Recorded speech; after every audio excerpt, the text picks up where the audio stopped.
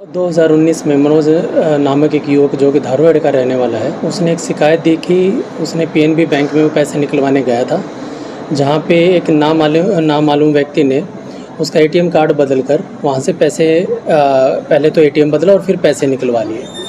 उसमें हमने शिकायत लेते हुए मुकदमा दर्ज किया, जो कि हमने एटीएम बदलकर फ्रॉड करने बारे 379/420 में मुकदमा दर्ज किया।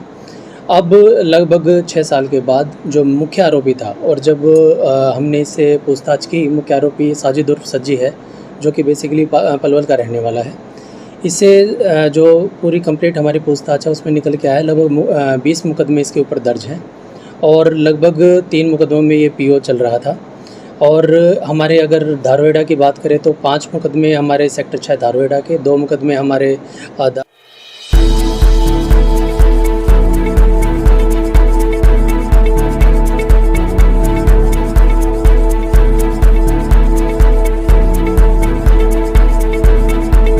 धारवाड़ा पुलिस स्टेशन के, और रोडाई थाने का एक मुकदमा ऐसा है जिसमें कि काफ़ी लंबे समय से भगोड़ा घोषित था। तो ये आज हमने अरेस्ट किया है, और कंप्लीट पूछताछ में जो अब तक के तथ्य हमारे सामने आए हैं कि लगभग 20 मुकदमे इसके ऊपर दर्ज हैं, और उनके ऊपर सारों पे अभी जांच जारी है।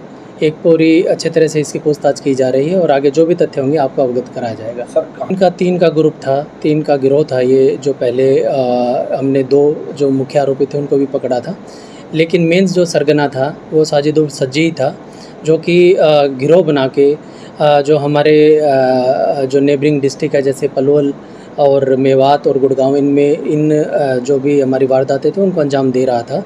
आज हमने ये धारवाड़ा में किसी वारदात को करने के अंजाम में था ये, तो आज हमने धारवाड़ा से इसका अरेस्ट किया है। हथियार हमें कुछ नहीं मिला अभी इसे पूरी अच्छी तरह से पूछताछ अभी जारी है। तरीका इसका ये था कि किसी भी अननोन किसी एटीएम में चला जाता था जिसमें कोई वृद्ध या फिर कोई युवती या फिर कोई वृद्ध महिला होती थी, उसको बातों में लगा। अब आपका अपना आदित्य हॉस्पिटल सर्कुलर रोड से सन सिटी में शिफ्ट हो चुका है। वही अनुभव, सेवा और समर्पण अब नई जगह और नई मशीनों के साथ 24 घंटे उपलब्ध। लोकेशन के लिए ये क्यूआर कोड स्कैन करें और अधिक जानकारी के लिए संपर्क करें। में लगा लेता था, उसका एटीएम लेता था और उसका पिन कोड या तो पूछ लेता था या सिर्फ एटीएम बदल देता था। उसके बाद दूसरे एटीएम में जाके वारदात को अंजाम देता था, जिससे कि जिसका ये एटीएम बदलता था उसके अकाउंट से पैसे कट जाते थे। और लगभग 15 वारदात हैं ऐसी जो इसने रेवाड़ी में अंजाम दिया।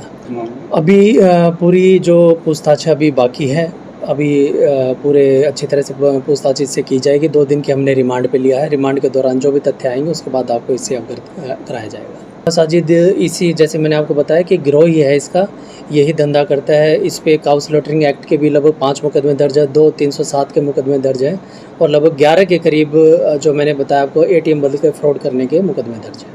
नहीं, अभी तक की पूछताछ में जो हमारे सामने आया है, गुड़गांव, मेवात, पलवल और रेवाड़ी के ही मुकदमे अभी तक हमारे सामने आए हैं, जो कि इसके ऊपर दर्ज है। फुल गहराई से इससे पूछताछ की जा रही है, और कहीं भी किसी बड़े ग्रुप से अगर इसके लिंक निकलते हैं तो नियमानुसार फिर कार्रवाई की जाएगी।